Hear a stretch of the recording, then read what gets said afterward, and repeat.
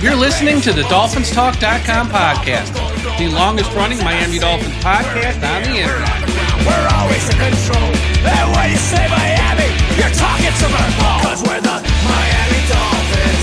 Miami Dolphins. Miami Dolphins #1. Hello, Miami Dolphins fans. How are you today? And thank you for listening to the DolphinsTalk.com podcast on this Monday, August 18th. I am your host, Mike Oliva. And boy, do we have a lot of stuff to talk about on today's show. I was about to record this about 10 or 15 minutes ago. Then news broke that the Miami Dolphins are signing edge rusher Matthew Judon. So a lot of what I had prepared for the show was, what if they sign him, or are they going to sign him? Well, he's signed. So I'm glad that news broke just a few minutes before I was about to start recording. So we're going to talk about that. We have updates on all the injuries straight from Mike McDaniel. And he was very honest this time. He gave honest updates on what guys have, time frames, and stuff like that. So we're going to break that all down on today's show. As always, today's show is brought to you by Caneswear. Everyone go to the website, caneswear.com. for the best and most affordable Miami Dolphins apparel on the internet. If you need a Miami Dolphins jersey, hat, shirt, shorts, something for the home, something for the car with a Miami Dolphins logo on it, caneswear.com is the website to go. Go there first. They got the most affordable stuff when it comes to the Miami Dolphins. And if you want to treat yourself or buy something for your kid or buy something for your wife or your husband with the Miami Dolphins logo on it, caneswear.com. They also have stuff for the Miami Hurricanes, the Florida Panthers, the Miami Heat, the Miami Marlins, and all the teams in South Florida. If you're in South Florida, stop by their shop at 2655 South University Drive in Davie. They got a ton of great stuff there. And once again, there's other websites that might have stuff, but Caneswear is the most affordable, family-friendly pricing. So go to caneswear.com. Wherever you're listening to, well, if you're watching on YouTube, I should say, let me say that again. If you're watching on YouTube, do me a favor right now. Smash that like button right now at the top of the show. Smash that like button, and also make sure you are subscribed to the channel, and put a comment down below as well, whether you agree with me. If you don't agree with me, let me know. Put a comment as well. And one last thing before we get to the news, Dolphins Talk Extra, we got a $1 sale until September 7th. So go to patreon.com/Dolphins Talk. Use the promo code DTX1, DTX1. Sign up for $1 for the first month. You get bonus podcasts, some about the Dolphins, some not about the Dolphins. You get a private message board, which is a lot less toxic than social media, to have real conversations about everything with the Miami Dolphins and other topics. And we have the contest, fantasy football, which I think might be filled up right now. But we have our survivor pool, our pick'em contest, great prizes, autographs of Cameron Wake, Jarvis Landry, Dwight Stevenson, and so much other stuff. Patreon.com/Dolphins Talk, DTX1, the promo code. Sign up, check it out, $1 a month.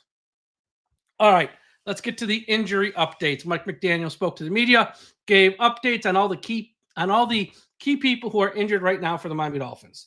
The newest injury is Ethan Bonner, the cornerback. He's going to be out weeks, more than one, with a hamstring injury. So no word on if he'll be ready for the start of the regular season, but he will be out weeks, Ethan Bonner. Austin Jackson, we got an update from Mike McDaniel. He said he is very confident that Austin Jackson will be ready for week 1 of the regular season when Miami plays the Colts. As you remember, Austin Jackson's been out a few weeks after he was stepped on in a practice. So Austin Jackson, good news there. Should be all set to go week 1 when Miami plays Indy.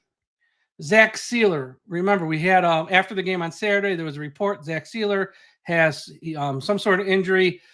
Positive news once again from Mike McDaniel. He says Zach has a minor injury. He wouldn't say what it was, but it's minor, and he's going to return to practice this week. So nothing to worry about there.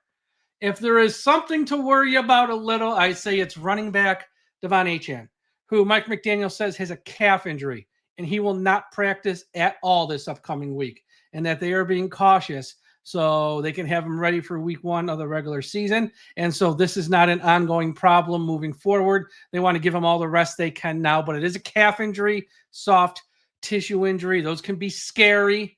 So he's not going to even see the field this week in any of the practices with the Jacksonville Jaguars. He's not going to play in the final preseason game. I wouldn't be shocked if they don't have him practice until, maybe the week of week 1 type of deal. So Achane has a calf injury. He's going to be sidelined here for a bit. Darren Waller, this is interesting. Miami traded, obviously, for the tight end who was retired. He retired from the league last year to pursue his rap music career, and now he's back with the Dolphins. He only wanted to play for the Dolphins. Hasn't practiced yet at all. There's 2 parts to this. Let's start with the Mike McDaniel part. He said that Waller will return to practice soon. Now, what's soon? Soon could be this week. Soon could be next week. Soon could be in 2 weeks. Soon it's one of those words that a head coach can use that can mean a lot of things. So he wouldn't go any further. He said, to quote, "I'm expecting to see him sooner than later. In the back of my mind, it would be this week, but I'm not going to just put them out there this week just because I said it before. So I'm hopeful, but it's very soon." If I had to read between the lines there, this is what Mike McDaniel's saying. You're not going to see him this week versus Jacksonville. You're not. You're going to see him next week. Because you know what happens next week? Training camp's over. Preseason games are over. Nobody watches the practices. The media is not there anymore. The fans aren't there anymore. And starting next week, 1 week from today on Monday, they have closed practices every day for the rest of the year. And that's when you're going to see Waller return to practice. I know he said soon, maybe this week in the back of my mind. That's all verbal masturbation to just appease the people in front of him. I would be shocked if Waller practices this week. They're going to bring him out once the practices go closed starting next Monday after training camp is officially over. Now, Waller's agent, Drew Rosenhaus, every Sunday night goes on with Josh Moser, who's on with me every Tuesday, on WSVN 7, and he does that segment with Josh. And, Rosenhaus is the agent for Waller, and he said this. This is, God love Drew. With all due respect to the other tight ends on the Miami Dolphins roster, Darren Waller will be ready to rock. Let's go. He didn't say let's go. I said let's go. No, so his agent said, and he's right. The rest of the tight ends on the roster from Miami kind of suck. So if Waller is even 50% of what he once was, yeah, he's going to be the lead dog there. Now, here's the thing with Waller. You really only want to use him on passing downs. I mean, he cannot block anybody to save his life. So ready to rock and all that stuff. Yeah, but only on passing downs. Let's be real. So there's that. So Waller, again, I don't think we see him this week. I'd be stunned if we see him this week. Next week, when nobody's watching any practices, that's when Miami will probably have him out there so they can put him in sub packages and stuff, and no one's going to see it. No one's going to know until week 1 of the regular season. The Miami Dolphins signed offensive lineman Mason Brooks, I believe his name is, and they had to because the guy they signed last week, Yodny Kajusti, and I know I said that wrong, he was here for literally 5 days, played in 1 preseason game, and got hurt. And he's on IR. His season's over. And this isn't the first guy that's happened to Miami this year. They've, when you sign guys who are out of football or who've been out of football for a while, and you put them in camp and where they got to run every day and do, they get hurt rather quickly. That's a big roll of the dice. It's a huge risk. So he's hurt out for the year, and they signed this kid. Make sure I'm saying his name right. Let me 1 second here. I should have it. Ooh, let me see. Yeah, I believe it's Mason Brooks. We confirm that. Great radio. I know. Yes, Mason Brooks is his name. So just a body, but they need backup offensive lineman help. So if Mason Brooks is even the least bit competent, he might actually hold on to a job. In other news, last bit here. Xavier Howard, Miami Dolphins legend, who's been out of football for a year. And I know there's been some reporters pounding the table. They should sign Xavier Howard, Miami. I don't know what they're waiting for. Some fans have been pounding the table. They should sign Xavier Howard. I don't know what they're waiting for. Well, Xavier Howard signed today with the Indianapolis Colts. 1-year deal up to $5 million. He's a member of the Colts, so that means that the Miami Dolphins will face him week 1 when they travel to Indianapolis to play the Colts. How poetic. And here's the thing, and here's why Miami didn't sign him, which they never were going to sign him. First off, he's sort of in that camp of like Ramsey and Holland and Hill, the guys who just caused trouble behind the scene. They were never going to bring him back into this locker room, which they are clearly trying to clean up. And they have said so very publicly to many reporters now. Howard was never coming back for that reason alone. The second reason is Miami this year has a salary cap. Do you know that they are paying Xavier Howard $15.69 million this year on their cap? He has a dead cap hit of $15.69 million, the highest dead cap number on their salary cap. So they weren't gonna, have him count against the cap $15.69 million, then come in and pay him another $3 to $4 million to play, have him be a $20 million cornerback on their cap. It's just, they weren't going to do that. It was never feasible. So the fact that they don't want him because of his attitude, and he's got a ton of off the field issues too. I mean, he's up there with Hill. He's had a lot of off the field issues as well, and they're not pretty either. He just doesn't get talked about as much as Hill because he's more of a quiet, low-key guy who's not all over social media trolling people and running his mouth. So there's a lot of stuff off the field with Howard. He hasn't played in a year, and when he was last on the field, he wasn't the same guy anymore. He was really slowing down. A year away, he counts $15.69 million of dead cap. So they were never going to sign him, but he did sign with the Colts today, and I guess their secondaries had a bunch of injuries. That's probably why. And week one, it would be so fitting that watch Xavier Howard make a play to help the Colts win. And Miami's got $15.69 million of dead cap money for Howard, and he goes out there and wins the game for the Colts or something. That would be same old Dolphins if there ever was one. I'm not going to put that out into the universe, although I kind of just did. But wouldn't shock me because with this organization's luck, stuff like that seems to happen, I guess. I don't know. All right. Real quick before we get to Matthew Judon. Quick shout out to everyone listening at finheaven.com. Everyone go to finheaven.com, largest Miami Dolphins message board on the internet. If you're on Facebook, please be sure you are part of the I Am a Miami Dolphins Fan Facebook page run by the great Carlos Hernandez. If you're on Facebook, you need to be a part of the I Am a Miami Dolphins Fan Facebook page. Just put it in the search bar, go there, click like and subscribe. It's free, and you get all the great content from that page. And wherever you're listening to this podcast, whether it's Apple Podcast, Spotify, YouTube, iHeartRadio, Audible, Podbean, Podchaser, or one of the other hundreds of platforms we're on, hit the subscribe button. We're going to have shows each and every day of the week from now to the end of the season, interviews, opinion shows. We got it all. When news breaks like this, I jump on, I have a show. Subscribe. And if you're listening on Apple Podcast, a 5-star rating and a positive review always goes a long way, and I will read those on the air if you leave one and give you a shout out. All right, Matthew Judon. Like I said, just before I started to record here at about 6:15 or so on Monday evening, news broke from Tom Pelissero and Ian Rappaport that the deal's pretty much done. I mean, it's done. It's a 1-year deal up to $6 million. They got the numbers. Tom Pelissero said it's done per his source. So, well, they haven't put out the official statement yet that he signed with the Dolphins. He's pretty much signed with the Dolphins. Because news came out this morning from Jordan Schultz, the NFL insider, that Matthew Judon was visiting with Miami, and then Aaron Wilson, the reporter, said from what he was told, both sides were very motivated to get a deal done and that they wanted to make this happen on both sides. So it was expected. And then about 6 or 8 hours later, roughly, he signs with the Dolphins. So the Dolphins had Matthew Judon. And this is a guy that Chris Greer has been chasing here for a while. Last year, he tried to trade for him. He tried to trade for him when the Patriots put him on the block, but Atlanta came in with a much better offer. And he also has ties to Anthony Weaver from his time with the Ravens, Matthew Judon. So he's got ties with Weaver, and Chris Greer loves him. He's been, there's been a few times over the years, but last year it was public.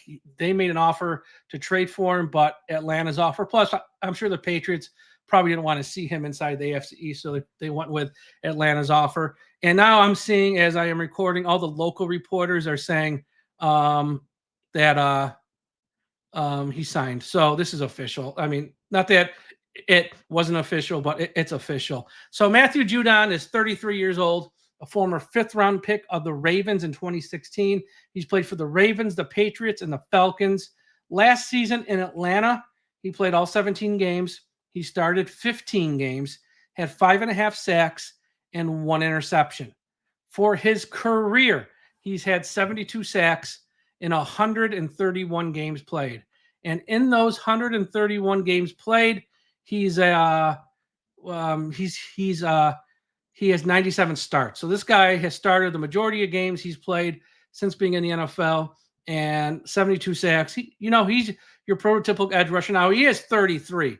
And last year, if you're one of those people who are into PFF and all that stuff, his numbers weren't good at all. His PFF numbers last year, his overall grade was 43 out of 100. His pass rush grade was 53.9. And versus the run, he was 53.6. Out of all the edge rushers in the league, he rated, somewhat near the bottom. Like, his best days are clearly behind him. But you also have to factor in Atlanta last year. He did start 15 games, and there was a lot on his plate. In Miami, that will not be the case. He's not expected to start. And I say not expected because there's a lot of intrigue here with this signing. Why add another edge rusher when the Dolphins have glaring holes at cornerback, safety, and tight end, especially cornerback and safety? Miami's got Chop Robinson, Jalen Phillips, and Bradley Chubb, who are all healthy now. Behind them, you got Quentin Bell, Grayson Murphy, and McClendon, as well as Mohamed Kamara, who's been hurt of late. And guys like Murphy and McClendon have been the shining stars of training camp and the preseason games, and everyone's got, are thinking very positive about them, have high hopes about them. Edge rusher, outside linebacker, however you want to call it, is probably one of the deepest positions on the Miami Dolphins roster. We have no cornerbacks. Outside of Minka, all of our other safeties kind of suck. Why are we spending money up to $6 million on another edge rusher? Why are we doing that? So there are 4 theories out there, and we're going to go through each one of these 4 theories. Theory number 1, and these are in no special order. Theory number 1 is that Chop Robinson, who got a little hurt last week, Jalen Phillips, who got hurt a couple weeks ago and really hasn't been back yet, and Chubb, one of them is hurt and that they're hiding it. And that's why they're signing Matthew Judon, because they don't want to say yet which one of those 3 are hurt, and they might be out a while. That was one of the theories. That theory's already been shot down per Mike McDaniel. When Mike McDaniel met today with the press and he was going over, the stuff with Achane and Sealer and Ethan Bonner and Waller, they asked him, why is he in here for a visit at the time? Because he hasn't signed. And he goes, it's not because one of those 3 are injured. It has nothing to do with that. So theory 1 that was out there was because Chop's hurt and he might miss time. Phillips, he was hurt, hasn't been back, might miss time. Chubb got hurt at some point, but it's not that. So theory 1, cross that off, not it. Theory 2 is that the Miami Dolphins, Chris Greer, Weaver, McDaniel, don't trust Jalen Phillips or Chubb to stay healthy for a whole year. And honestly, why would you trust them? Both of them are always hurt. Chubb, he's coming off his 3rd ACL injury. He didn't play last year. Jalen Phillips, first 2 years ago, ruptured the Achilles. Last year had the ACL. He's coming back. So you don't trust either one of them. So they're just waiting for one of them to get hurt, because odds are one of them probably will. And they need a real veteran with experience behind them. And that's why they signed Matthew Judon. That's one theory that's out there. The third theory is that the Miami Dolphins see Grayson Murphy, Quentin Bell, Mohamed Kamara, and McClendon. They're playing good in camp, and they're playing good in preseason games. But they also are like, look, that's camp. Those are preseason games. When they're out there against the first stringers, when they're out there in prime time in a real game, those guys can't get it done. They're flawed players. They're guys, they show up on a Wednesday afternoon in practice to make a few plays. But if they were called into real action in a real game, they're nowhere ready for prime time, meaning we got Chubb, Phillips, and Chop, and 2 of those guys are always hurt. Well, again, we need a real veteran. Don't fall in love with these guys who make plays in camp, because it's just camp. It's just the preseason. Read into it a little, but don't overread into it thinking they're ready to jump in and start if God forbid something happens to Chop, or God forbid something happens to Chubb or Phillips. They're not ready for that. And since your secondary kind of sucks, the entire defense is a house of cards, meaning if the pass rush loses a guy to an injury and it's not good, then you're really screwed on defense, because this entire defense is a house of cards where we got to get to the quarterback quick, because we know the secondary can't cover anybody because they all stink. So we need as many pass rushers as possible. So if God forbid someone gets hurt, we can plug someone else in and we're not going to miss a beat. That's a theory, and that those young guys aren't ready. That's theory 3. That's theory number 3. So he said, theory number 1, cross that off, not true. Theory number 2, viable. Number 3, viable. Theory number 4 is the interesting one. Theory number 4 is what the vast majority of fans of the Dolphins hope is what's happening. Theory number 4, sexy, intriguing. Theory number 4 is the Dolphins are acquiring Matthew Judon because they are planning on trading either Jalen Phillips or Bradley Chubb, both of whom are in the final year of their contract, both of whom are coming off major injuries, and they're going to get a proven cornerback or safety in return to help this god-awful secondary. So, yeah, you're going to lose Chubb or you're going to lose Phillips, but you already got the replacement in-house with Judon, and we're going to get a piece to help out the secondary. Now, that's interesting. I'm not sure if it's the case.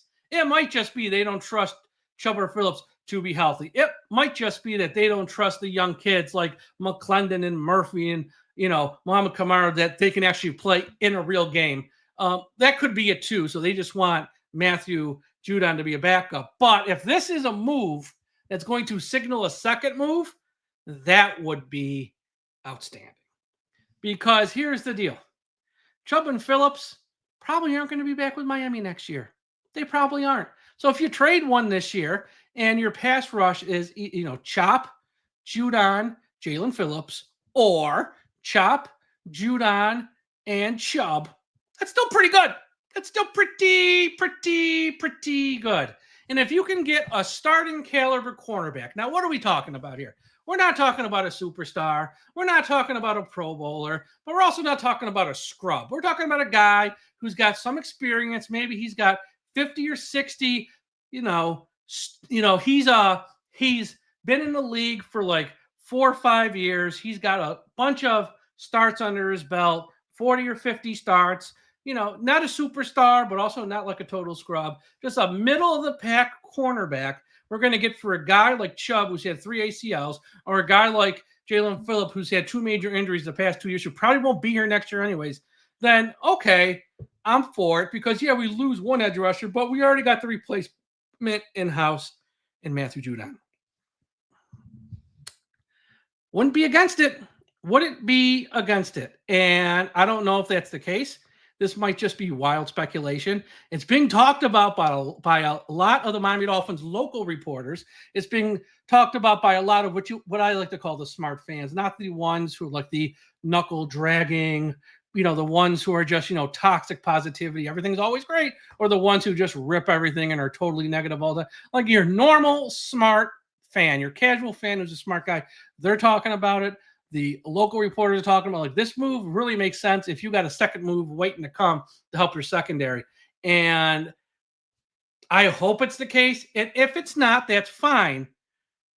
And I'll say why in a minute. It's fine if that's not the case, but it would really make a lot of sense because edge rusher, I know they might not be in love with Murphy or McClendon in like a real game. I get it. They're young guys. This is just training camp. We've seen a lot of guys look good in August. Isaiah Ford's one name. Like every August, this guy was like putting on a show. Then when they used him in September, October, he was just so bad. I mean, he was so bad. So like, you got to be careful what you see in August with some of these guys. So I understand there might be some hesitation there. And there's probably a lot of hesitation that they don't trust Phillips or Chubb to give them like 10 games this year. Like they think these guys are just going to break down, by like week 8 or 9, miss like a month, and then they'll come back or something. Like they don't trust them. And wow. And once again, why would you trust them? They're always hurt. So we'll see. I hope it's to set up a trade, but it might not be. And again, if it's not, that's fine. But yeah, look, he's 33. He didn't look great last year if you actually watched the tape. And I talked to I haven't watched the tape yet. I haven't had time. But I talked to someone who did, who I trust. And he said it was just not great. Yes, he had 5.5 sacks, but okay. It just on tape wasn't great. But again, he started there. There was a lot on his plate. He was asked to play the run, to obviously rush the quarterback. In Miami, he's coming off the bench. He's probably only going to be on the field on passing downs. They're not going to ask him to set the edge against the run and stuff. They're going to limit his snaps. He'll probably only be on the field 15 to 20 snaps a week max because at his age and what he can do at this point. So I like him better than someone like McClendon, like Murphy. Like, I want those guys on the team too. But, week 3, we're playing at the Bills late in the game. Say by some miracle we have the lead on a 3rd and 8. I want Matthew Judon on the field, not Grayson Murphy. So, that's why I'm okay with this. That's why I'm okay with this. Some closing thoughts here, which sort of ties all this together. I understand why Chris Greer and Mike McDaniel are worried about the edge rusher depth. I totally get it. But you better not be using up your salary cap space and not have nothing left to add a corner or safety at some point, whether it's now or whether it's in a week or whether it's after week 1, heading into week 2, when all the contracts from the guys they signed are no longer guaranteed. Making this move is fine, but this secondary today on August 18th is bowling shoe ugly. Adding Matthew Judon will not matter if you do nothing with the secondary. And I'm sorry, hitting the waiver wire in 8 or 9 days when teams make their final cuts is not the answer to fix the secondary.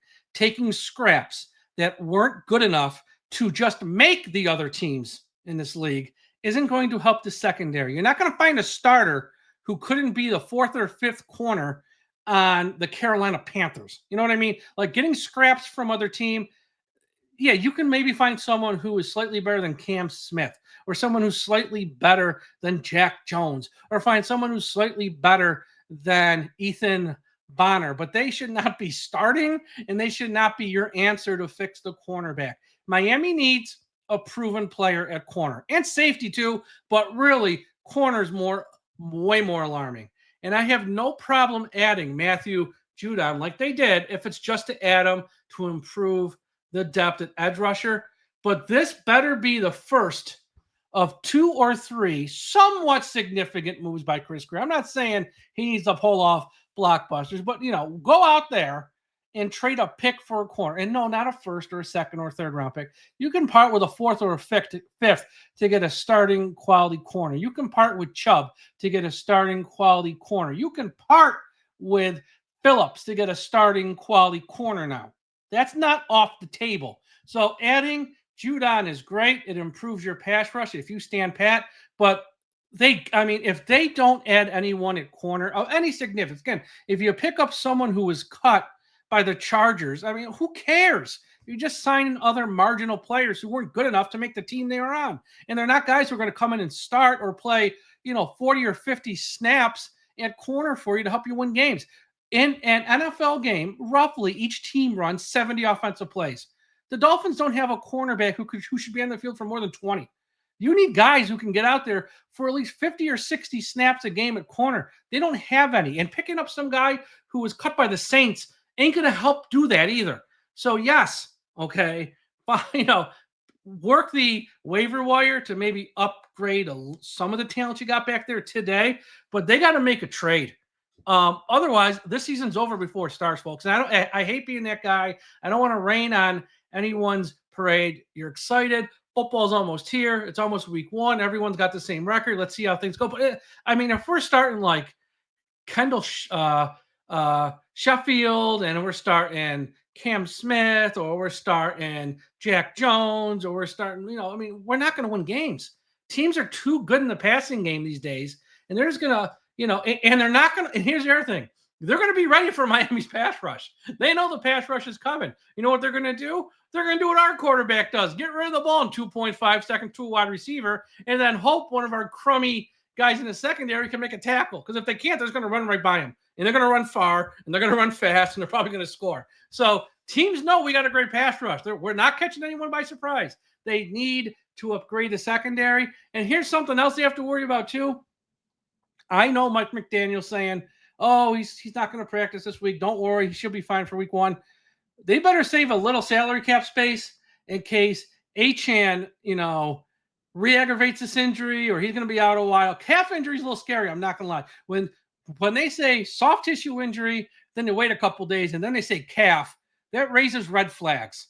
I'm not saying he's going to miss week 1. I'm not saying he's going to be out I'm not saying that. So please, because I know people hear this, and that's what they sort of twist the words, and they go, that's what Mike's saying. I'm not saying that. I'm just saying that's an injury where even if he rests between now and September 7th, after 1 game, after 2 games, a tweak, a turn the wrong way, that's going to be re-aggravated quickly. That's that type of injury. So you better save a few bucks in case you need a running back. You already lost Madison for the season, and I'm sorry, Mike Boone and Aaron Champlin ain't going to cut it if you need to play them in a game. And oh, by the way, Jalen Wright ain't looking all that great either so far. So they better just save a few bucks for a running back. They better save a few bucks for a real cornerback if they can make a trade, because it's going to be a very interesting next 7 to 10 days for Chris Grier.